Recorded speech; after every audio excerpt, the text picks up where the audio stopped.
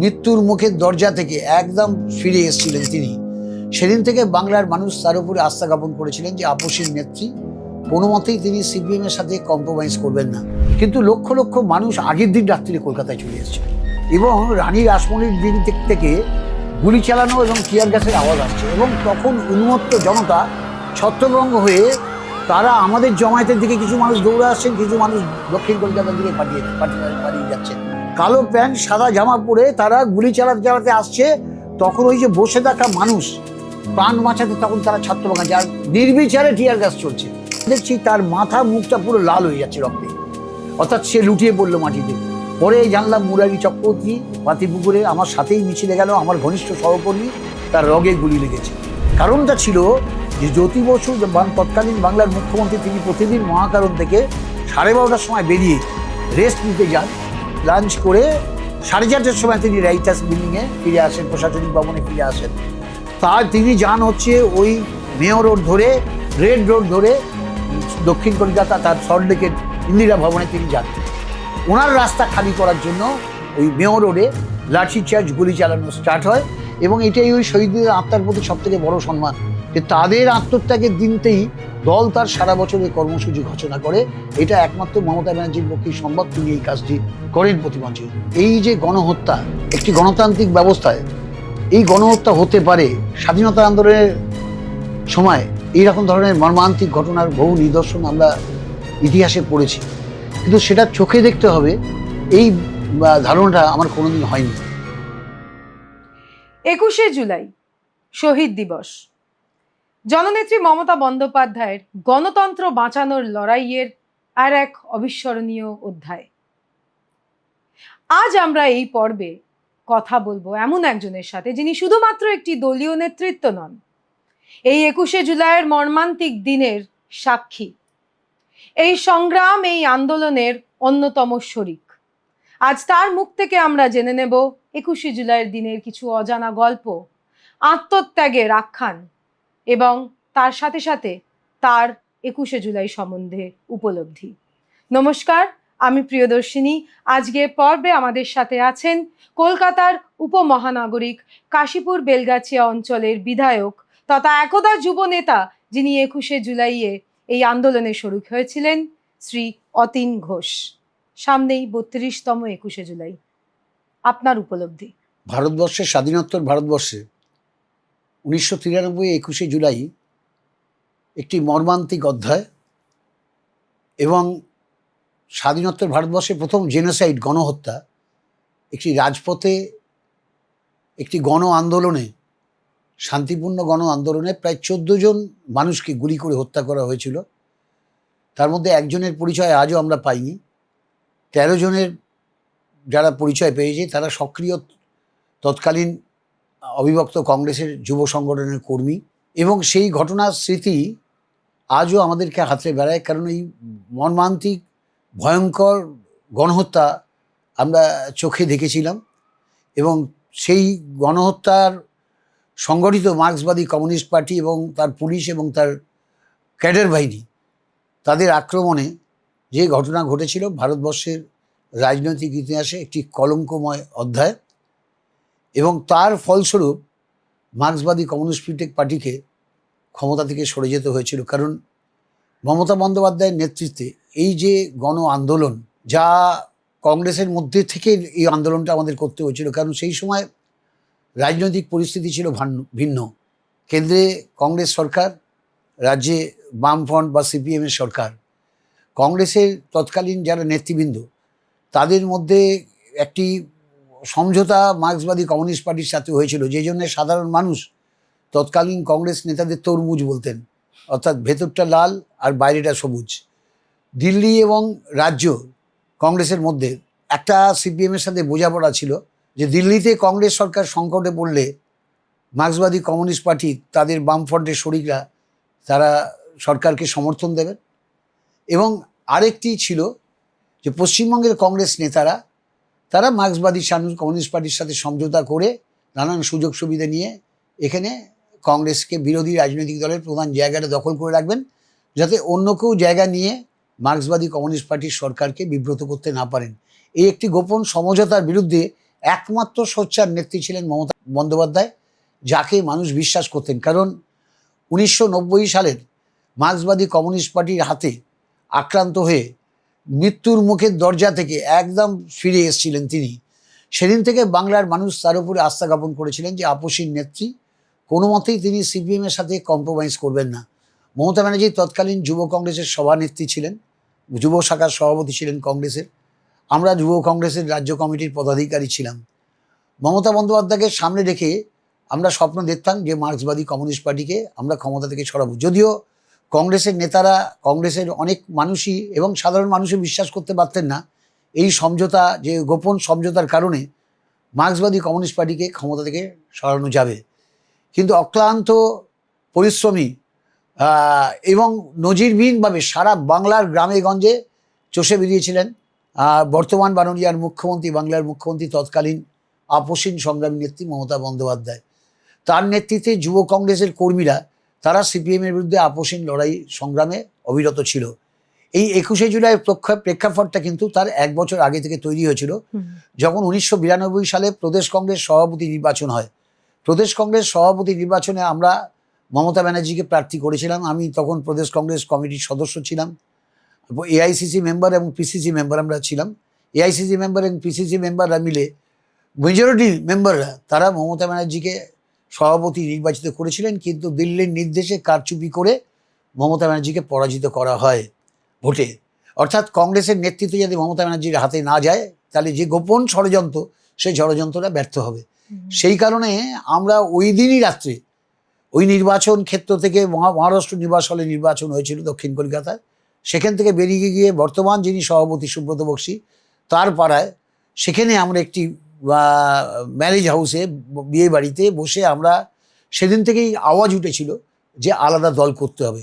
যদিও মমতা ব্যানার্জির সহযোগী যারা কংগ্রেস নেতৃত্ব ছিলেন, তারা কংগ্রেস থেকে বেরিয়ে গিয়ে সফল হওয়া যায় না এই উদাহরণ বারবার তুলে ধরেছিলেন, যে নানান উদাহরণ দিয়ে তারা বলেছিলেন যে এটা ভুল সিদ্ধান্ত হবে। কিন্তু আমরা যারা তৎকালীন মমতা ব্যানার্জির সহযোগী যুব কংগ্রেস কর্মী, আমরা ছিলাম আপসীন। আমরা বারবার নেত্রীকে বলাতাম যে কংগ্রেস থেকে তোমার পক্ষে সিপিএমকে হাঁটানো সম্ভব নয়, কারণ কংগ্রেসের যে বোঝাপড়া, সেই বোঝাপড়াটা আমাদের কাছে পরিষ্কার। তো সেই কারণে আমরা তখন কংগ্রেসের মধ্যে ক্ষমতা দখল করতে না পেরে আমরা তখন মনে করেছিলাম মানুষের কাছে যেতে হবে। মমতা ব্যানার্জির নেতৃত্বে আমরা জনসংযোগ যাত্রা শুরু করেছিলাম। সারা পশ্চিমবাংলার প্রত্যেকটি জেলায় মমতা ব্যানার্জিকে সামনে রেখে আমরা জনসংযোগ যাত্রা শুরু করেছিলাম। জেলার পর জেলায় যেখানে মমতা ব্যানার্জি গেছেন বা একটা ছোট্ট মঞ্চ করে ভাষণ দিয়েছেন, সেখানে জনপ্লাবন তৈরি হয়েছিল। এই জনপ্লাবন তৈরির শেষে, জনসংযোগ যাত্রার শেষে মমতা ব্যানার্জি বুঝলেন যে বাংলার মানুষের জনসমর্থন তার প্রতি আছে, তাই তিনি সিপিএমকে চরম আঘাত হানার জন্য মহাকরণ অবরোধের পরিকল্পনা করলেন। আমাদেরকে নিয়ে জুন মাসের একটি দিনে 1993 সালে মিটিং করে সিদ্ধান্ত নিলেন যে এই যে জনস্রোত, এই যে জনপ্লাবন, এই যে বামফ্রন্টের বিরুদ্ধে মানুষের ক্ষোভ, বামফ্রন্টের পরিবর্তনের মানুষের যে আকাঙ্ক্ষা, এটাকে কাজে লাগাতে হবে গণ আন্দোলনের মধ্যে দিয়ে। তিনি তখন সিদ্ধান্ত নিলেন যে বামফ্রন্টকে চরম আঘাত আনবো, সিপিএমকে চরম আঘাত আনবো। সিপিএমের শাসন ক্ষমতার যে কেন্দ্রবিন্দু, অর্থাৎ এই মহাকরণ, রাইটার্স বিল্ডিং, প্রশাসনিক সর্বোচ্চ ভবন রাজ্যের, সেটাকে আমরা চারদিক দিয়ে ঘেরাও করব এবং সারাদিন অবরোধ করে রাখবো। এবং সেই অবরোধের দাবিটা অত্যন্ত যুক্তিসম্মত দাবি, কারণ সিপিএম ভোট কারচুপি করে প্রতি বছর জিতছিল। আমাদের দাবি ছিল, মমতা ব্যানার্জির দাবি ছিল, নেতৃত্বের দাবি ছিল যে no identity card no vote, অর্থাৎ প্রত্যেকটি নাগরিককে আইডেন্টি কার্ড দিতে হবে, ভোটার আইডেন্টি কার্ড দিতে হবে, যাতে তিনি তার ভোটাধিকারকে নিশ্চিতভাবে স্বচ্ছভাবে সৎভাবে প্রয়োগ করতে পারেন। আরও কতগুলো সামাজিক দাবিকে সামনে রেখে আমরা মমতা ব্যানার্জির নেতৃত্বে মহাকরণ অবরোধের সিদ্ধান্ত নেওয়া হয়। 14ই জুলাই আমাদের মহাকরণ অবরোধের দিন ঠিক হয়েছিল, কিন্তু ওই দিন তৎকালীন পশ্চিমবঙ্গের রাজ্যপাল নুরুল হাসানের আকস্মিক মৃত্যুতে দিনটি পরিবর্তন হয়ে 21শে জুলাই হয়। 1993 সালের প্রেক্ষাপট, বামফ্রন্ট সরকার ক্ষমতাশীল, মারাত্মক দাপট। ওই জায়গায় দাঁড়িয়ে আপনারা যুব নেতৃত্ব কংগ্রেসের বিরোধী। আপনাদের এই 21শে জুলাইকে কেন্দ্র করে পূর্ব পরিকল্পনা কি ছিল এবং বিশেষভাবে নেত্রী মমতা বন্দ্যোপাধ্যায়ের নির্দেশিকা কি ছিল? কিভাবে করবেন, এক্সিকিউট করবেন, জমায়েত কিভাবে করবেন? জুন মাসের তৃতীয় সপ্তাহে আমাদের যে নিজাম প্যালেসে রাজ্য যুব কংগ্রেসের যে বর্ধিত সভা হয়, সেখানে সভানেত্রী বিস্তারিতভাবে পরিকল্পনা ব্যাখ্যা করেছিলেন এবং পরিকল্পনা ব্যাখ্যা করে কার কোথায় দায়িত্ব থাকবে, কিভাবে জমায়েত হবে, 4টি পয়েন্টে জমায়েত হয়ে নেতৃত্ব কার কি দায়িত্ব থাকবে, সেগুলো তিনি ভাগ করে দিয়েছিলেন। সারা বাংলা থেকে যদি লোক আসে, সেই লোক কিভাবে কোন জায়গায়, কোন জেলার লোক কোন জায়গায় থাকবেন, সেটাও সম্পূর্ণ নির্ধারিত করে দিয়েছিলেন। এবং ওনার প্রথম থেকে বক্তব্য ছিল যে আমাদের গণসত্যাগ্রহের মতো শান্তিপূর্ণ আন্দোলন হবে। সেই জন্যে প্রত্যেকটি জায়গায় একটি করে মঞ্চ হবে, যে মঞ্চ থেকে শুধু বক্তৃতা নয়, গণসঙ্গীত আবৃত্তি করা হবে। একটা সাংস্কৃতিক রাজনৈতিক আন্দোলনের রূপরেখা তিনি তৈরি করে দিয়েছিলেন এবং তার নির্ধারিত দায়িত্ব, রাজনৈতিক বক্তব্যের দায়িত্ব, সাংস্কৃতিক বা বিভাগে কারা থাকবেন, সব কিছু তিনি একদম নিখুঁতভাবে কর্মসূচি তৈরি করে দিয়েছিলেন। এবং যেটি যদি সারা দিন সম্পূর্ণ হতো, মার্ক্সবাদী কমিউনিস্ট পার্টির তাণ্ডব না হতো, তো ভারতবর্ষের ইতিহাসে একটি রাজনৈতিক সাংস্কৃতিক আন্দোলনের একটা দৃষ্টান্ত স্থাপন হতো, যে একটা আন্দোলনকে, গণসত্যাগ্রহকে সাংস্কৃতিক রূপ দিয়ে আন্দোলন করা যায়, মানুষের দাবিগুলোকে তুলে যাওয়া যায়, শুধুমাত্র রাজনৈতিক স্লোগান বক্তব্যের মধ্যে দিয়ে নয়, গান এবং আবৃত্তির মধ্যে দিয়ে এই আন্দোলনটাকে আরও সাংস্কৃতিক মনস্ক করে মানুষের কাছে রেখাপাত করার একটা পরিকল্পনা তিনি তৈরি করেছিলেন। এবং সেই পরিকল্পনা অনুযায়ী আমরা মাসাদিকাল ধরে আমরা কিন্তু জেলায় জেলায় প্রচার চালিয়েছি এবং আমাদের যার যার জেলার যেখানে দায়িত্ব ছিল যুব নেতৃত্বের, আমরা সেই দায়িত্ব অনুযায়ী এই পরিকল্পনা জেলা নেতৃত্বকে বুঝিয়ে দিয়েছিলাম। সেই জন্যে আন্দোলনের দিনটা প্রথম থেকেই কিন্তু একটা শান্তিপূর্ণ সাংস্কৃতিক মনস্ক আবহাওয়া সকাল থেকে শুরু হয়ে গেছিল। এবং যেটি হচ্ছে যে আগের দিনে থেকে এই আন্দোলনটা এত মানুষের সাড়া ছিল, তখন আমরা রাজনৈতিক ক্ষমতায় নাই, পার্টির মতো একটা শাখা সংগঠন বিরোধী দলের, কিন্তু লক্ষ লক্ষ মানুষ আগের দিন রাত্রিরে কলকাতায় চলে এসেছিল, যাদেরকে আমরা থাকার জায়গা দিতে পারিনি। তারা খোলা রাজপথে, খোলা আকাশের নিচে রাত কাটিয়েছেন পরের দিনের আন্দোলনে অংশ নেবেন বলে। তাহলে একটি গণসত্যাগ্রহ, সাংস্কৃতিক রাজনৈতিক আন্দোলনের ডাক, এবং তার সাথে সাথে 21শে জুলাই আমরা দেখছি একটি রক্তাক্ত দিন। একেবারে মূল প্রশ্নে ঢুকে যাই, কি হলো সেদিন? আমাদের 4টি পয়েন্টে আমাদের গণ অবস্থানকে ভাগ করা হয়েছিল। একটি দক্ষিণ কলকাতার জমায়েত, দক্ষিণ 24 পরগনা দক্ষিণ কলকাতার জমায়েত হবে মেয়ো রোডে, মেয়ো রোড থেকে রেড রোডের ক্রসিংয়ে। উত্তর কলকাতা, উত্তর 24 পরগনার জমায়েত হবে ধর্মতলার মোড়ে, কেসি দাসের সামনে ধর্মতলার মোড়ে। আরও হুগলি, বর্ধমান, হাওড়া, বিভিন্ন পশ্চিমবঙ্গের বাইরে থেকে ট্রেন লাইনে আসা জেলাগুলো, শিয়ালদা থেকে আসা, স্টেশন থেকে আসাগুলো, তাদের ভাগ করে দেওয়া হয়েছিল। যেমনি বউবাজার, লালবাজার স্ট্রিটকে অবরোধ করা, আর একটি ব্রাহ্মণ রোডে অবরোধ করা। ব্রাহ্মণ রোডে হাওড়া থেকে শুরু করে বর্ধমান বা সমস্ত ট্রেন লাইনে আসার জমায়েত ছিল, যেটার দায়িত্ব খোদ নেত্রী নিজে নিয়েছিলেন, তিনি ব্রাহ্মণ রোডে ছিলেন। লালবাজারের দিকে সুদীপ বন্দ্যোপাধ্যায়, সুব্রত বক্সী সহ তৎকালীন কংগ্রেসের, তৃণমূল যুব কংগ্রেসের নেতৃবৃন্দ দায়িত্ব ছিলেন। আমাদের ধর্মতলার দিকে আমাদের মধ্যে দায়িত্ব ছিলেন তৎকালীন প্রাক্তন বিধায়ক সাধন পাণ্ডে, বর্তমান দলের চিফ হুইপ নির্মল ঘোষ, আমাদের দলের প্রাক্তন মন্ত্রী জ্যোতিপ্রিয় মল্লিক সহ আমরা সবাই, আমাদের দায়িত্ব ছিল। আরও অনেক নেতৃত্ব ছিলেন, বলতে গেলে অনেক লম্বা নাম বলতে হবে, যাদের দায়িত্ব ছিল ধর্মতলার মোড়ে যে জমায়েত, এবং দক্ষিণ কলকাতার যে জমায়েত মেয়ো রোড, রেড রোডের ক্রসিংয়ে, সেখানে শোভনদেব চট্টোপাধ্যায়, মদন মিত্র, ফিরাদ হাকাম থেকে শুরু করলে কল্যাণ বন্দ্যোপাধ্যায় থেকে শুরু করে নেতারা, দক্ষিণ কলকাতার সমস্ত নেতারা, দক্ষিণ 24 পরগনার নেতারা, তারা দায়িত্ব ছিলেন।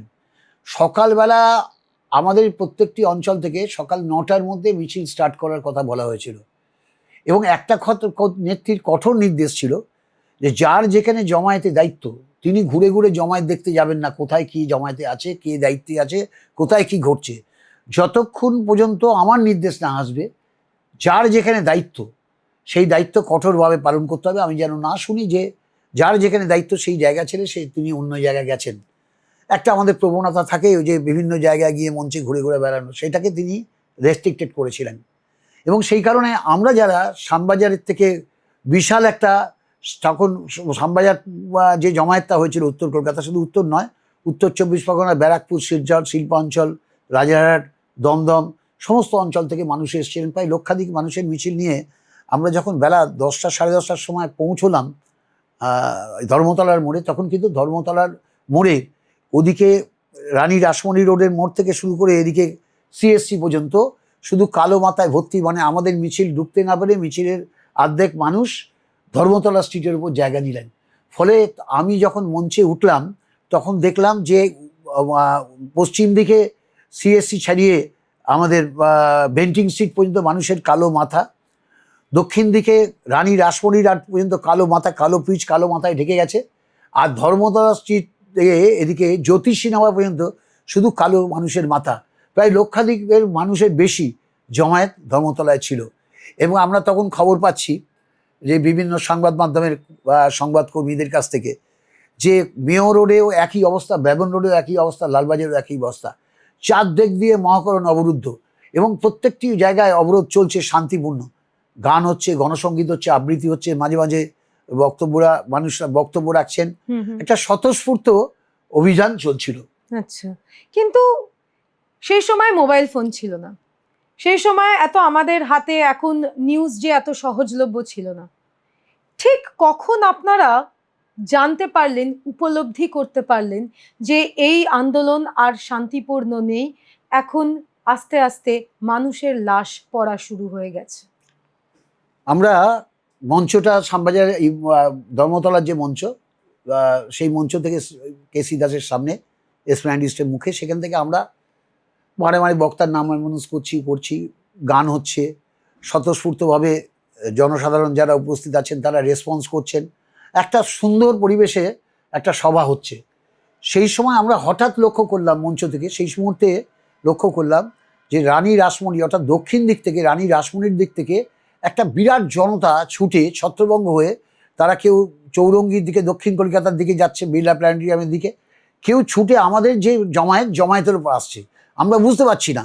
আর তখনই আস্তে আস্তে আমাদের চোখে একটা চোখ জ্বলতে শুরু করেছে, আমরা তখন বুঝতে পারছি যে টিয়ার গ্যাস চলছে এবং রানী রাসমণির দিক থেকে গুলি চালানো এবং টিয়ার গ্যাসের আওয়াজ আসছে। এবং তখন উন্মত্ত জনতা ছত্রভঙ্গ হয়ে তারা আমাদের জমায়েতের দিকে, কিছু মানুষ দৌড়ে আসছেন, কিছু মানুষ দক্ষিণ কলকাতার দিকে পালিয়ে যাচ্ছেন।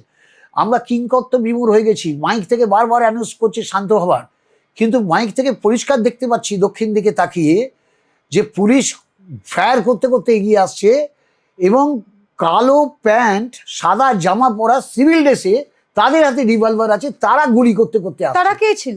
তারা সিপিএম এর ক্যাডার, তাছাড়া কি হবে? কারণ সিভিল ড্রেসে তো আসার কথা নয়, সিভিল ড্রেসে কালো প্যান্ট, এবং তাদের আইডেন্টিক্যাল করা হয়েছিল যাতে তাদেরকে বোঝা যায়, সেই জন্য তাদের এক ড্রেস পরানো হয়েছিল, কালো প্যান্ট সাদা জামা। এবং এটি আমি যখন কমিশনের সামনে সাক্ষীতেও একই কথা বলেছিলাম, কালো প্যান্ট সাদা জামা পরে তারা গুলি চালাতে আসছে। তখন ওই যে বসে থাকা মানুষ প্রাণ বাঁচাতে তখন তারা ছত্রভঙ্গ, আর নির্বিচারে টিয়ার গ্যাস চলছে।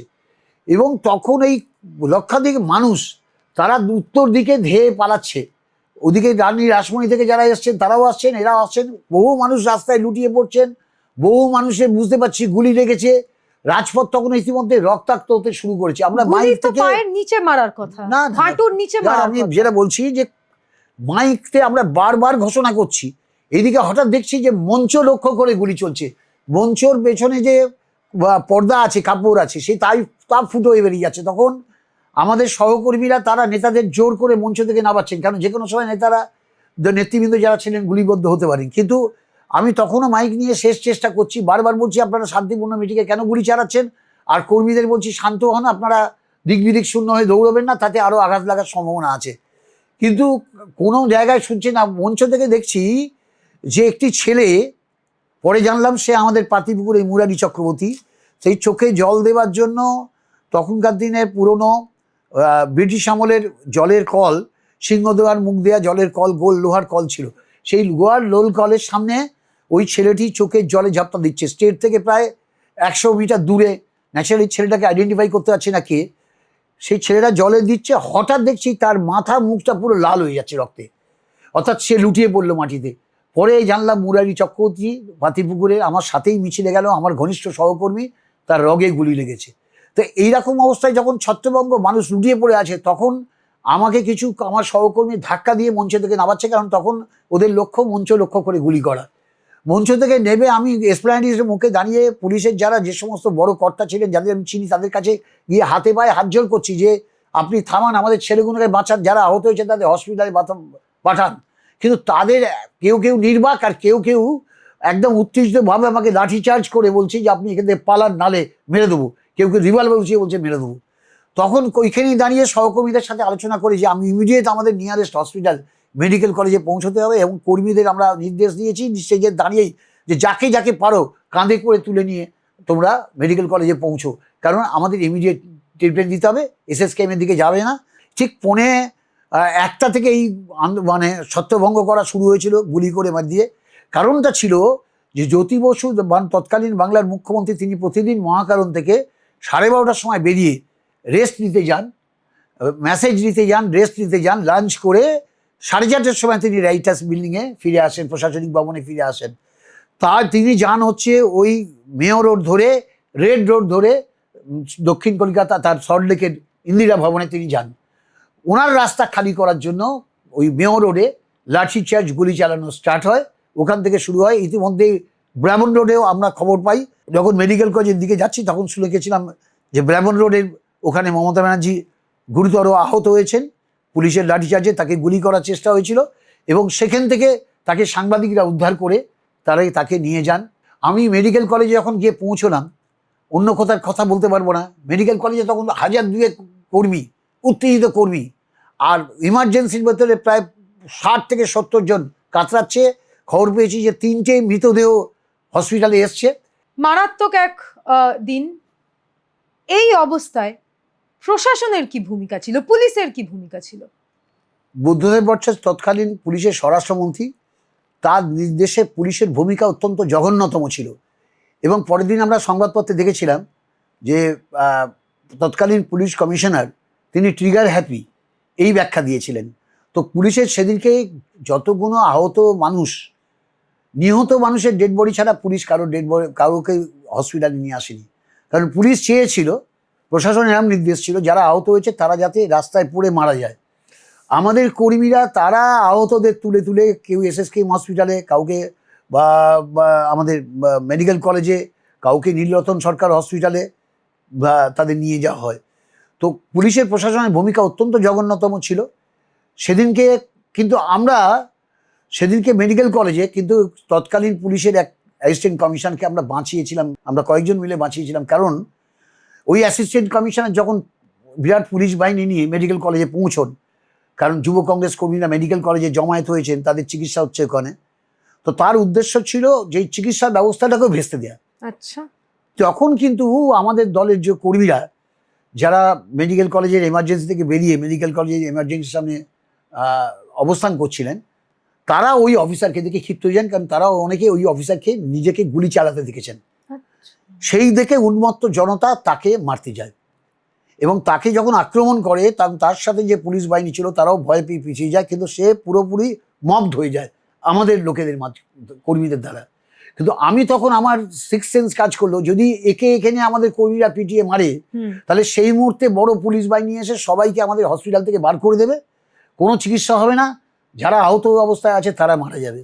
তখন আমি আমার কয়েকজন সহকর্মীকে নিয়ে ওই পুলিশ অফিসারকে, অ্যাসিস্ট্যান্ট কমিশনারকে সামনে দাঁড়িয়ে বললাম, একে মারতে গেলে আমাদের মারতে হবে, আপনারা ভুল করছেন, একে মারলে কিন্তু আমরা কেউ মেডিকেল কলেজ চত্বরে থাকতে পারবো না। মানে একদিকে আপনাদের সহকর্মীদের রাস্তায় একেবারে ব্রড ডে লাইটে পুলিশ হত্যা করছে, আর অন্যদিকে একজন পুলিশ অফিসারকে আপনারাই এই মানুষের রোষ থেকে বাঁচিয়ে নিচ্ছেন। হ্যাঁ, কারণ বাঁচালাম এই কারণে, যদি ওই অফিসার ওখানে নিগৃহীত হতেন, মারা যেতেন, তাহলে ওই মেডিকেল কলেজে আমাদের সহকর্মীদের বাঁচাবার, তাদের চিকিৎসা দেওয়ার জন্য, তখন তো হসপিটালে ফ্রি ছিল না, প্রত্যেকটি চিকিৎসা যারা হয়েছে তাদেরকে ওষুধ কিনে দিতে হয়েছে, তাদেরকে রক্ত বাইরে থেকে কিনে আনতে হয়েছে, কারণ হসপিটাল তখন তো ফ্রি মেডিসিন পাওয়া যেত না। তো সভাপতি ওই যদি অ্যাসিস্ট্যান্ট কমিশনার যদি ওখানে নিগৃহীত হতেন, মারা যেতেন, তাহলে আমরা এই চিকিৎসাটা করতে পারতাম না। সেই জন্য আমার তখন সিক্স সেন্স কাজ করেছিল, আমরা সবাই মিলে ওই অফিসারকে বাঁচিয়েছিলাম। তো তখন ওই অফিসারকে বাঁচিয়ে তাকে বলেছিলাম আপনি আপনার স্টাফেদের নির্দেশ দিন, অফিসার পুলিশ স্টাফেদের নির্দেশ দিন, তারা যেন আমার মব এখানে অশান্ত নয়। এই মব চাইছে যে যারা আহত হয়েছে তাদের পরিষেবা দেওয়ার জন্য, তাদের পরিবারের লোক, তাদের সহকর্মী, তাদের বন্ধুরা আছে, এরা এখানে কোনো রাজনৈতিক জমায়েত নয়। ফলে আপনি কিন্তু নিজে দেখলেন যে আপনি এই মুহূর্তে মৃত্যুবরণ করতে পারতেন, কিন্তু আপনি নির্দেশ দিন যাতে আপনার পুলিশ অফিসাররা, আপনার ফোর্স যাতে আমাদের ওয়ার্কারদের ডিস্টার্ব না করে। আর আমি কথা দিচ্ছি যে কেউ ভায়োলেন্ট হবে না, সবাই এখানে শান্তিপূর্ণভাবে থাকবে।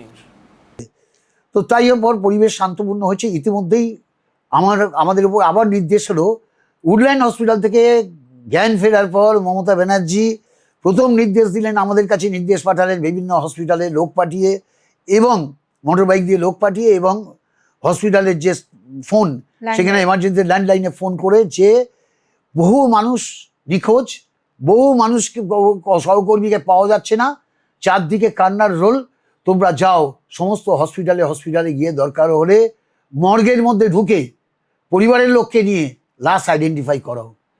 ওই চিকিৎসা চলছে, তার ব্যবস্থাগুলো করে দিয়ে, দায়িত্ব ভাগ করে দিয়ে আমরা কয়েকজন বেরিয়ে যাই মোটর বাইকে করে এনআরএস হসপিটাল, আমাদের SSKM হসপিটাল, আরজিকর হসপিটাল, বিভিন্ন জায়গায় যেখানে গেছে হসপিটালে, সেই সব হসপিটালে আমরা গিয়ে আত্মীয় স্বজনকে নিয়ে যখন পাওয়া যাচ্ছে না তাদেরকে নিয়ে আমরা মর্গের লাশ ঘরে ঢুকেছি। তখন তো সেই লাশ ঘরগুলো এত আধুনিক ছিল না, এয়ার কন্ডিশন ছিল না, সেই পচা লাশের দুর্গন্ধ, আনআইডেন্টিফাইড বডির দুর্গন্ধ, তার সাথে খুঁজে কিছু আমাদের আহত নিহত কর্মীকে আমরা শনাক্ত করতে পেরেছিলাম। এবং সেই যে দুর্গন্ধ, পচা লাশের দুর্গন্ধ, সেই যে তাদের হাত দিয়ে বার করে আনা, আইডেন্টিফাই করা, অন্তত 15-20 দিন 25 দিন আমাদের দুপুরে ভাত খাওয়ার সময় সেই দুর্গন্ধ আমাদের ঘ্রাণের মধ্যে আসতো, গা বমিও তো খেতে পারতাম না। এরকম একটা ভয়ঙ্কর স্মৃতি আমাদেরকে মনে আজও বিরাজ করে। 21শে জুলাই দিনটা আমি জানি আপনার জন্য খুব ব্যক্তিগত।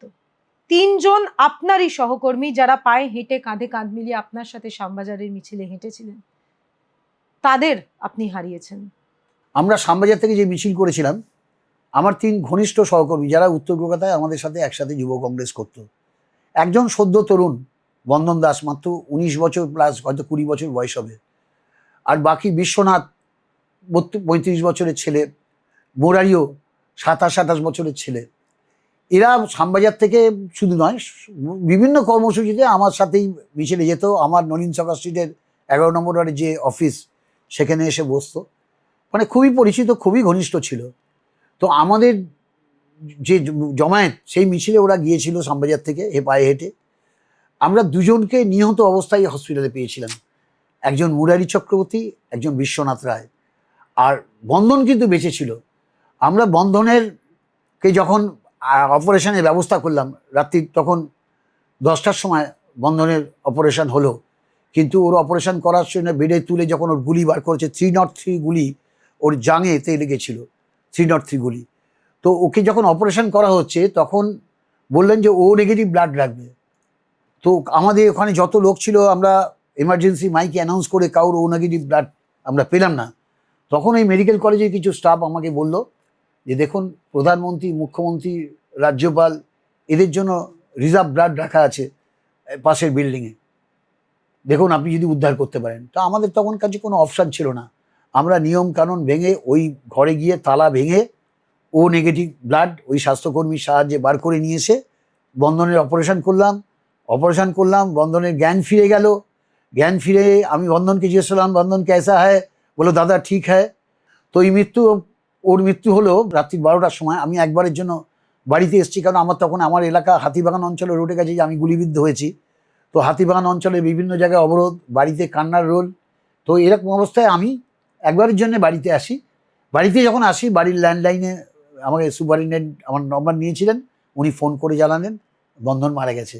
কারণ বন্ধনের তখন তো চিকিৎসা বিজ্ঞান এত আধুনিক হয়নি। 303 গুলিটা বন্ধনের কিডনিটা টাচ করে গেছিলো। কিডনি টাচ করার ফলে একটা ইনফেকশন হয়, যে ইনফেকশনে বন্ধন মারা যায়। তো এই সেদিনে ছিল ঘটনা। সারা রাত্রি আমরা ওখানে ছিলাম। পরের দিন সকালে কংগ্রেস নেতৃবৃন্দের দেখা পাওয়া যায়। সৌমেন মিত্রের নেতৃত্বে কংগ্রেসের একটা বিরাট নেতৃত্ব দল হসপিটালে আহতদের সাথে দেখা করতে আসে, কিন্তু কর্মীদের তীব্র বিক্ষোভে যে কোথায় ছিলেন কাল থেকে আজ পর্যন্ত, তারা পালিয়ে যেতে বাধ্য হয় এবং তাদেরকেও আমরা ওখানে রক্ষা করি যাতে তারা নিগৃহীত না হন। কিন্তু অশ্রাব্য ভাষা মানুষ ইউজ করছিল, এত ক্ষিপ্ত ছিল মানুষ। কারণ সেদিনকেও সকালবেলা হাজার হাজার মানুষ কিন্তু মেডিকেল কলেজে ভিড় করেছিলেন পরের দিন সকালে। তো সেদিনকে রাত্রিরে এই তিনজন এবং বারাসাতের কেশব বৈরাগী, ওরও লাশটা ডেড বডি আমাদের মেডিকেল কলেজে এসেছিল। তো পরের দিনকে সকালে জ্যোতি বসু গুলি চালনাকে সমর্থন করলেন, নিরুপম সেনকে ট্রিগার হ্যাপি আখ্যা দিলেন, যে যারা করেছিলেন তারা রাইটার্স বিল্ডিংয়ে আক্রমণ করতে যাচ্ছিল বা রাজ্যের নিরাপত্তার সাথে তাদের গুলি করে মারা হয়েছে, এইসব বিবৃতি দিলেন। এবং বুদ্ধদেব ভট্টাচার্য বললেন যে কোনো মৃতদেহ নিয়ে কোনো মিছিল করা যাবে না, কোনো শোক মিছিল করা যাবে না। 144 ধারা জারি করে সমস্ত মিছিলকে নিষিদ্ধ করলেন। আমরা মধ্য কলকাতার কাঁটাপুকুর মর্গে রাত্রির পর্যন্ত বসে আছি যে পোস্টমর্টেম করে কখন এই আমাদের ভাইদের সব মৃতদেহগুলো পাওয়া যাবে। বিধায়ক সাধন পাণ্ডে বারবার ফোনে চেষ্টা করলেন যে তৎকালীন পুলিশ কমিশনার নিরুপম সেনকে রিকোয়েস্ট করা যে আমাদের এই 4টে বডি আমাদের শোকযাত্রা করে নিয়ে যেতে দেওয়া হোক। উনি পয়েন্ট ব্ল্যাঙ্ক রিফিউজ করলেন, বলে কোনো মতো সম্ভব নয়। সাধন পাণ্ডে ফোনে অনেকক্ষণ চেষ্টা করে, তখন সাধন পাণ্ডে যখন ফোনটা ছেড়ে দিচ্ছেন, আপনি ফোনটা আমাকে দিন। আমি তখন ফোনটা নিয়ে পুলিশ কমিশনারকে বললাম যে আপনি কোনোভাবেই আমার ভাইদের দেহ, আমার নিকটজনের দেহ আমি কাঁধে করে নিয়ে যাবো, এটা আপনি বাধা দিতে পারেন না। বলছে না, আমরা আইন শৃঙ্খলার স্বার্থে বাধা দিচ্ছি, কারণ মৃতদেহ নিয়ে গেলে রাস্তায় আবার অশান্তি হতে পারে। আপনি আমার উপর ভরসা করবেন না কেন? গতকাল আপনার পুলিশ অ্যাসিস্ট্যান্ট কমিশনার বাঁচত, যদি তাকে আমরা না বাঁচাতাম, আমাদের এতটাই কর্মীদের উপর নিয়ন্ত্রণ আছে যে আমরা ওইনাকে বাঁচিয়েছি, আপনি বলুন তার মৃত্যু অবশ্যম্ভাবী ছিল কিনা। উনি তখন কিছুটা থেমে গিয়ে স্বীকার করলেন, হ্যাঁ, যে গতকাল আপনারা নিয়ন্ত্রণ না করলে আমার অ্যাসিস্ট্যান্ট কমিশনার নিগৃহীত হতেন, মারা যেতেও পারতেন। তাহলে আপনাকে আমরা কথা দিচ্ছি যে আমরা মিছিল করে যাব, আমাদের একটা অশান্তি হবে না। তখন বলছে দেখুন, আমি লাস্টে কিছুক্ষণ বাদে আবার উনি মেয়রকে ফোন করলেন, করে বললেন অফিসারদের সাথে কথা বললেন, বললেন আমি মিছিল অ্যালাউ করব, কিন্তু হাতিবাগান পর্যন্ত। তা আমরা আর বাধা দিইনি।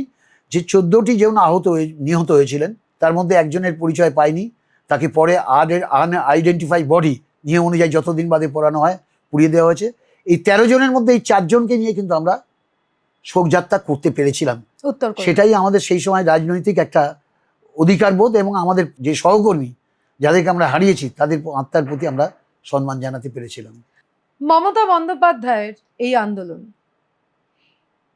আন্দোলনের সাথে আমাদের গোটা দেশে স্বাধীনতা এবং স্বাধীনতার পরে হওয়া যাবতীয় আন্দোলনের মূল পার্থক্য কি, আপনার কি মনে হয়?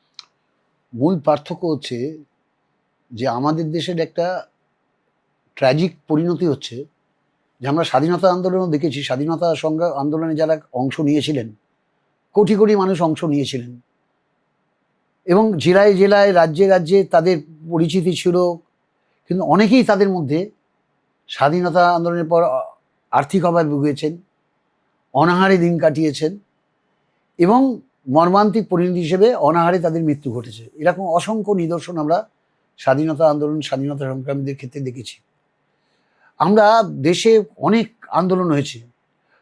পশ্চিমবঙ্গে বামপন্থী আন্দোলনে দেখেছি যে নুরুল ইসলাম বলে একটি যুবক 1954 সালের খাদ্য আন্দোলনে গুলিবিদ্ধ হয়ে মারা গিয়েছিলেন।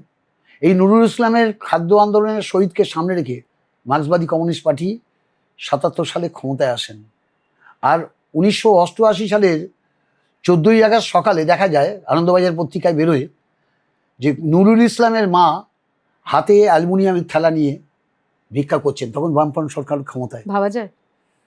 কিন্তু মমতা ব্যানার্জি যেদিন থেকে আহত হয়ে হসপিটালে ছিলেন, হসপিটাল থেকে বেরিয়ে ওনার একটাই লক্ষ্য ছিল যে যারা নিহত হয়েছেন, যারা আহত হয়েছেন, তাদের পরিবারের বিরুদ্ধে পরিবারের কাছে আর্থিক সহায়তা তুলে দেওয়া। সেই জন্য তিনি হসপিটাল থেকে নির্দেশ দিয়ে জানিয়েছিলেন যে আমি প্রত্যেকের সাথে হসপিটাল থেকে বেরিয়ে বাড়ি যাব না, হাসপাতালে প্রত্যেকের সাথে দেখা করতে যাব, তাদের যারা নিহত হয়েছেন তাদের বাড়িতে যাব, প্রত্যেকের বাড়িতে গিয়ে তিনি প্রাথমিকভাবে একটা অর্থ তুলে দিয়েছেন। এবং আমাদের বলেছিলেন নানা রকম সামগ্রী, জামা কাপড় থেকে শুরু করে, শাড়ি ধুতি থেকে শুরু করে সমস্ত রকম সামগ্রী তাদের পরিবারের হাতে তুলে দেওয়া। তার প্রথম লক্ষ্য ছিল যে এই পরিবারগুলোকে বাঁচানো। তাদের পরিবারের সন্তান হারিয়েছেন, সেই যে সন্তান পরিবারের মূল আর্থিক রোজগারের প্রতীক, পরিবারকে ভরণ পোষণের দায়িত্ব তাদের, সেই দায়িত্বটা কিন্তু মমতা ব্যানার্জি কাঁধে তুলে নিয়েছেন। সেদিন থেকে 1 মাসের মধ্যে তিনি মাট্রাস বেনোভোলেন্ট ফান্ড তৈরি করেছিলেন। এলাহাবাদ ব্যাংকে অ্যাকাউন্ট করা হয়েছিল, আমি বাগবাজারের এলাহাবাদ ব্যাংকে আমরা অ্যাকাউন্ট করেছিলাম। সারা রাজ্য থেকে 100 মাসের মধ্যে অর্থক সহায়তা প্রায় কোটি টাকার কাছে আর্থিক সহায়তা পাওয়া হয়ে গেছিল, সাহায্য দিয়েছিলেন সাধারণ মানুষ, এই বেনোভোলেন্ট ফান্ড টাকা দিয়েছিলেন। মমতা ব্যানার্জি এই টাকা ভাগ করে প্রত্যেকটা পরিবার, নিহত আহত পরিবারকে তুলে দিয়েছেন। শুধু তাই নয়, 1 মাসের মাথায় যখন শহীদ স্মরণে একটি সভা হয়েছিল রেড রোডের, মেয়র রোডের সংযোগস্থলে, যেখানে অরাজনৈতিক ব্যক্তিত্ব শঙ্খ ঘোষ থেকে শুরু করে, নীরেন চক্রবর্তী থেকে শুরু করে, মহেশ্বাদা দেবী থেকে শুরু করে, 21শে জুলাইয়ের 21শে আগস্ট সেই সভা হয়েছিল, সেখানে দাঁড়িয়েও তিনি শহীদ পরিবারদের হাতে অর্থ সাহায্য করে দিয়েছিলেন। এবং তার লক্ষ্য ছিল যে এই প্রত্যেকটি পরিবারকে অর্থনৈতিকভাবে স্বাবলম্বী করা। প্রত্যেকটি পরিবার থেকে একটি করে মানুষকে চাকরি দিয়েছেন, প্রত্যেকটি পরিবারের একটা ভবিষ্যতের জন্য ফিক্সড ডিপোজিট করে দিয়েছেন, প্রত্যেকটি পরিবারের জন্য মেডিক্লেম করে দিয়েছেন, প্রত্যেকটি পরিবারের জন্য লাইফ ইন্স্যুরেন্স করে দিয়েছেন। আজও 32 বছরে প্রত্যেকটি শহীদ স্মরণ সভায় ওই শহীদ পরিবারকে ডেকে নিয়ে এসে মঞ্চে সম্বর্ধনা দেওয়ার সময় তাদের পরিবারের চালার জন্য একটা খামে করে অর্থ সাহায্য করেন। একমাত্র নেত্রী ভারতবর্ষে যিনি তার প্রত্যেকটি শহীদ পরিবার, শহীদের পরিবার এবং প্রত্যেকটি আহতকে ভুলে যাননি, তাদের পাশে দাঁড়িয়ে সাহায্য করেন। আজও শহীদ স্মৃতি স্মরণ সভায় তাদেরকে সামনে নিয়ে এসে সম্মান জ্ঞাপন করেন, তাদের বাড়ি থেকে গাড়ি দিয়ে নিয়ে আসেন, তাদেরকে মঞ্চে তুলে তাদেরকে সম্বর্ধনা দেওয়া হয়, তাদেরকে সম্মান জ্ঞাপন করা হয় এবং শহীদ পরিবারকে স্মরণ করা হয়। এই যে 21শে জুলাইয়ের ইতিহাস, আমরা যারা খুব নব্য রাজনীতিতে, দেখুন আমাদের জন্য এই 21শে জুলাইয়ের মহা সমাবেশ, ঐতিহাসিক সমাবেশ, একদম অস্বাভাবিক একটা রোমাঞ্চকর ব্যাপার। মঞ্চ দেখব, সামনে যাব, হয়তো সুযোগ পেলে মঞ্চে উঠব, দিদির বার্তা শুনবো, নেতৃত্বদের বার্তা শুনবো। এই 21শে জুলাই আজকের দিনে এবং সেদিনকার আপনাদের দেখা 21শে জুলাই, আজকেও আপনাকে দেখি শ্যামবাজার 5 মাথার মোড় থেকে বিশাল জমায়েত নিয়ে আপনি আজও এই 8 কিলোমিটার সুদূর রাস্তা পায়ে হেঁটে যান। কেন? এটা আমার কাছে একটা মানে বেদনার দিন ছিল। এবং এই যে 3 জন সহকর্মী, তারা তো শ্যামবাজারে আমার পাশ থেকে হেঁটে হেঁটে মিছিলে গেছিল জিন্দাবাদ স্লোগান দিতে দিতে। তো স্বভাবতই শ্যামবাজার থেকে মিছিল যাওয়াটা আমাদের কাছে একটা ওদের স্মৃতিকে স্মরণ করা এবং এই মিছিলে হাঁটাটা, সেটা এই অঞ্চলের মানুষের কাছে যে ধর্মতলার দীর্ঘ পথ, সেই পথ হেঁটে যাওয়া, দুপাশের মানুষকে স্মরণ করিয়ে দেওয়া সেদিনের ঘটনা। এবং সবথেকে বড় কথা, যখন ওই শ্যামবাজার থেকে মিছিল হেঁটে যাই, তখন আমার মাঝে মাঝে মনে হয় যে মুরারি, বিশ্বনাথ কিংবা আমাদের বন্ধন বোধহয় আমাদের সাথেই হেঁটে যাচ্ছে। হ্যাঁ, কখনো জলের বোতল এগিয়ে দিচ্ছে, তো কখনো 2টো লজেন্স এগিয়ে দিচ্ছে মিছিলে হাঁটতে হাঁটতে। তো স্বভাবতই সেই কারণেই মিছিলে যাওয়া। কিন্তু যখন মঞ্চ সাজানোর দায়িত্ব থাকতো, যখন মঞ্চটা অর্গানাইজ করে থাকতো বিরোধী দলে, তখন কিন্তু যখন দায়িত্বভার থাকতো শহীদ দিবসে, তখন দিদি বা সুব্রত বক্সী বলেই দিত যে অতীনকে মঞ্চে দায়িত্ব দেওয়া যাবে না, যা করবে অতীন আগের দিন রাত্রি পর্যন্ত করবে, কারণ অতীন তো শ্যামবাজার থেকে মিছিলে আসবে। অতীনকে সেই জন্যে মঞ্চ যেদিন সবার দিন সকালে মঞ্চের আমার কোনো দায়িত্ব থাকতো না সেদিন থেকে, 1993 21শে আগস্ট থেকেই। এখন তো মঞ্চ অনেক বড় হয়, সমাজের নানান ধরনের মানুষ সেই মঞ্চে আসেন। তো স্বভাবতই 8 কিলোমিটার হেঁটে গিয়ে ঘামে ভেজা শরীরে আর মঞ্চে যাওয়ার ইচ্ছে থাকে না। ওই মানে মল বলে একটি জায়গা আছে মঞ্চ থেকে প্রায় 200 গজ দূরে, সেখানে রাস্তায় চেয়ার পেতে কর্মীদের সাথে মিটিংয়ে আলোচনা করা, একটু লেবুর জল খাওয়া, কখনো লেবু চা খাওয়া এবং বড় স্ক্রিনে দিদির ভাষণ দেওয়া, তাতে অনেক বেশি আনন্দ পাওয়া যায় এবং কর্মীদের সাথে থেকে অনেক বেশি 21শে জুলাইটাকে অনুভব করা যায়। 21শে জুলাইয়ের যে সেদিনের 21শে জুলাই, 1993 21শে জুলাই, এইভাবেই তো মঞ্চ থেকে নেবে কর্মীদের মাঝে বসে গল্প করা, মঞ্চে যিনি গান গাইছেন তার সুরে গলা মিলিয়ে গান গাওয়া। তো ওই দিন রাস্তায় থাকলে ওই স্মৃতিগুলো ভীষণভাবে মনে পড়ে যায়। তো স্বভাবতই আমি আজকের যারা যুব সমাজ, তাদের কাছে বলবো যে মমতা ব্যানার্জি কিন্তু এই রাজনৈতিক যে আন্দোলন, এটাকে কিন্তু বাঁচিয়ে রেখেছেন। 21শে জুলাইয়ের সেই বেদনাদায়ক দিনের আপনি প্রত্যক্ষদর্শী শুধু না, কর্মীদের আত্মত্যাগের একজন সাক্ষী। এই হিসেবে আজকের যুব সমাজকে আপনার কি বার্তা?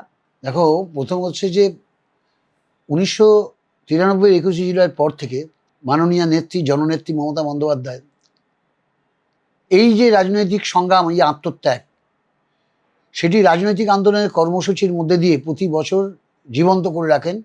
ওই রক্তাক্ত রাজপথ, যে রাজপথে আমাদের সহকর্মী ভাইরা রক্তাক্ত হয়ে জীবন দান করেছেন, আত্মত্যাগ করেছেন, সেই জায়গায় তিনি সভাটা করেন।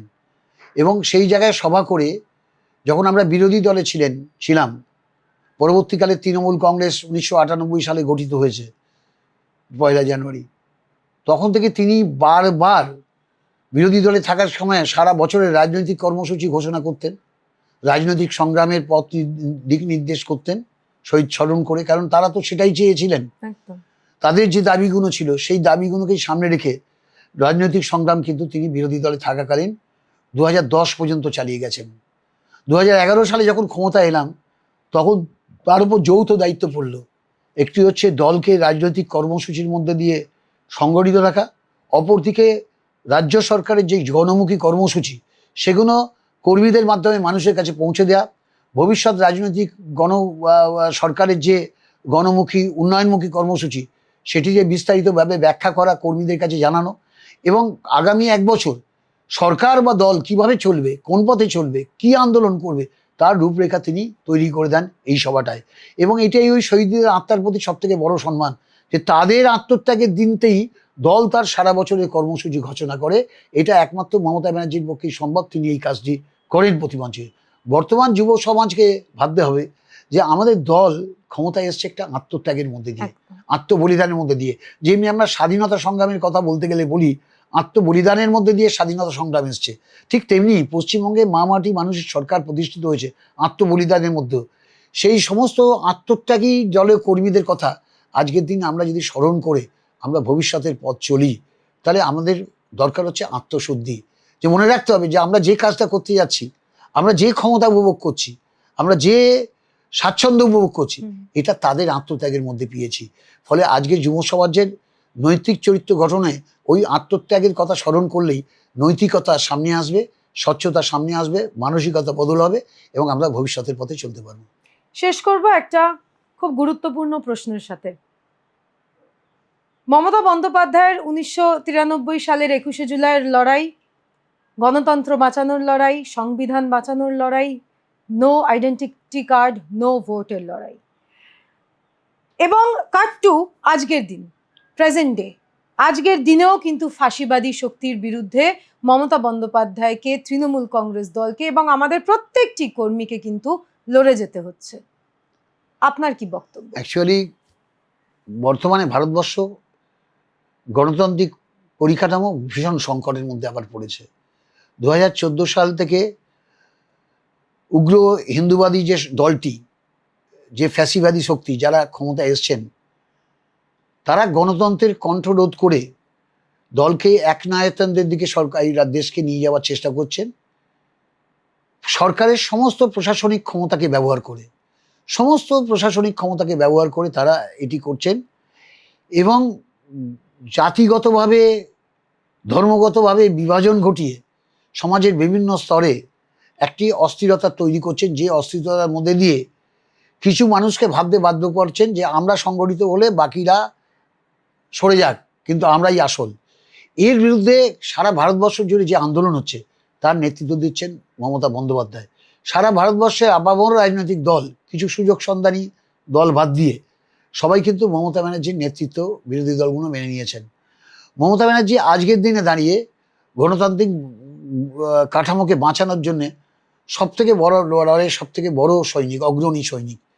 তিনি এই মুহূর্তে দাঁড়িয়ে যেভাবে আমরা দেখছি যে ভোটার লিস্ট রিভিশনের নাম করে জেনুইন ভোটারদের বাদ দেওয়া হচ্ছে, যেভাবে ভাষাগত পার্থক্য ঘটিয়ে বাংলাদেশি বলে ভোটারদের বহিষ্কার করার চেষ্টা হচ্ছে, যেভাবে গণতান্ত্রিক সাংবিধানিক কাঠামো যার স্বাধিকার গণতান্ত্রিক ব্যবস্থাকে রক্ষা করে সেগুলোকে রাজনৈতিক দলীয়করণ করা হচ্ছে, তার বিরুদ্ধে সবথেকে সোচ্চার যে ভয়েস, সবথেকে সোচ্চার মুখ তিনি হচ্ছে মমতা ব্যানার্জি। আজকের দিনে দাঁড়িয়ে 21শে জুলাইয়ের মঞ্চ থেকে মমতা ব্যানার্জি সেই সংগ্রাম লড়াইয়ের ডাক দেবেন এবং দুটোই প্রাসঙ্গিক। 1993 21শে জুলাইও যেমনি আমাদের কাছে গণতন্ত্রের সংকট ছিল, আজও 2000 আমরা 25 সালে দাঁড়িয়ে 21শে জুলাই আজও গণতন্ত্রের সংকট, সংবিধানের সংকট, সেটিকে বাঁচাবার ডাক মমতা ব্যানার্জি আজও দেবেন। দুটোর মধ্যে খুব একটি পার্থক্য নেই, বরঞ্চ আজকের চ্যালেঞ্জটা অনেক বেশি, কারণ দিল্লির ক্ষমতায় একটা সম্পূর্ণ ফ্যাসিবাদী দল, তার বিরুদ্ধেই জনমতকে সংগঠিত করার কাজ যিনি করছেন, সামনে থেকে নেতৃত্ব দিচ্ছেন, তিনি মমতা বন্দ্যোপাধ্যায়। 21শে জুলাইয়ের এই মর্মান্তিক দিন, এই আন্দোলন যার শরিক আপনি, রাজনৈতিকভাবে মানসিকভাবে আপনাকে কিভাবে প্রভাবিত করেছে? প্রথম কথা হচ্ছে যে আমার রাজনৈতিক জীবনে 1993 সালের 21শে জুলাইয়ের মর্মান্তিক ঘটনা আমাকে অত্যন্ত রাজনৈতিকভাবে প্রভাবিত করেছিল। কারণ এই যে গণহত্যা, একটি গণতান্ত্রিক ব্যবস্থায় এই গণহত্যা হতে পারে, স্বাধীনতা আন্দোলনের সময় এইরকম ধরনের মর্মান্তিক ঘটনার বহু নিদর্শন আমরা ইতিহাসে পড়েছি, কিন্তু সেটা চোখে দেখতে হবে এই ধারণাটা আমার কোনোদিন হয়নি। কিন্তু এই যে ফ্যাসিস্ট বামপন্থীরা, যারা কমিউনিস্ট বামপন্থী, যারা একদলীয় শাসন ব্যবস্থায় বিশ্বাস করে, তারা এইরকম ধরনের ঘটনা একটা গণতান্ত্রিক ব্যবস্থায় ঘটাতে পারে, এটা আমরা বিশ্বাস হয়নি। ফলে আমাদের মধ্যে 21শে জুলাই শুধু আমি নয়, আমাদের সকল সহকর্মী, তাদের মধ্যে একটা জেদ চেপে গেছিলো, এই ফ্যাসিস্ট গভর্নমেন্টকে আমাদের সরাতে হবে।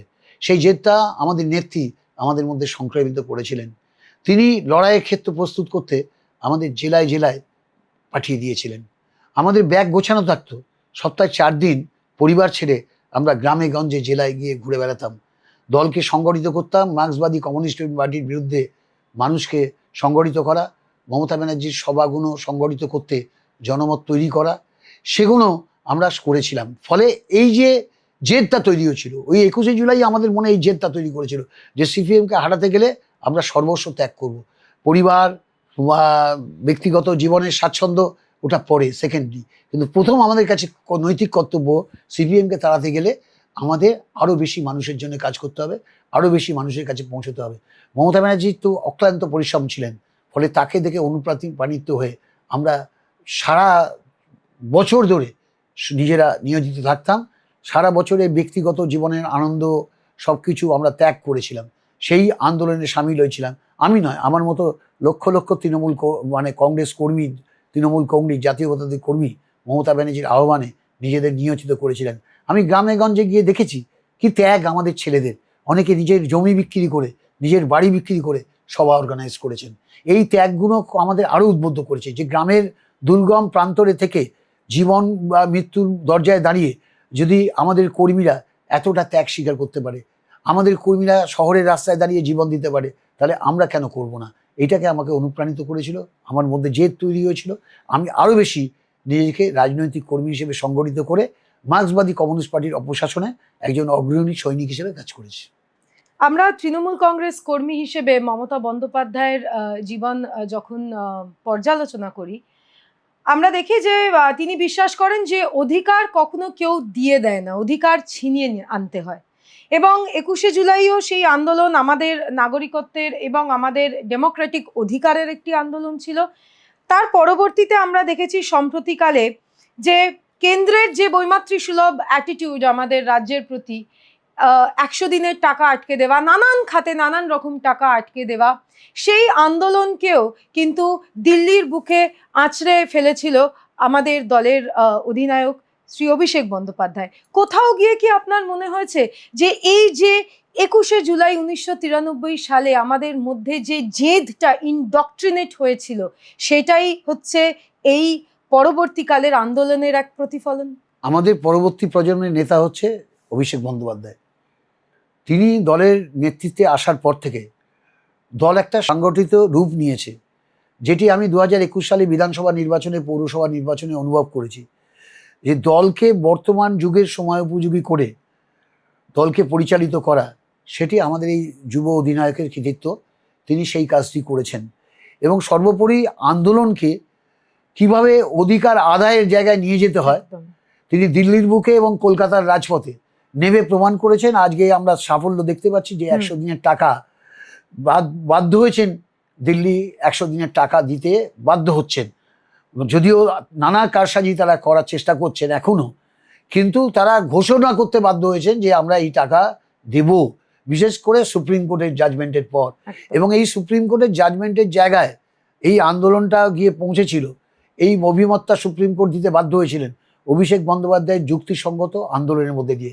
তিনি বারবার বলেছিলেন যে দুর্নীতি যদি সামান্য হয়ে থাকে, সেটুকু অর্থ বাদ দিয়ে বাকি টাকা যারা কাজ করেছেন, যারা ঘাম জড়িয়েছেন, যারা পরিশ্রম জড়িয়েছেন, ভারতবর্ষের সংবিধান তাদের টাকা আটকাবার কোনো অধিকার কোনো সরকারকে দেয়নি।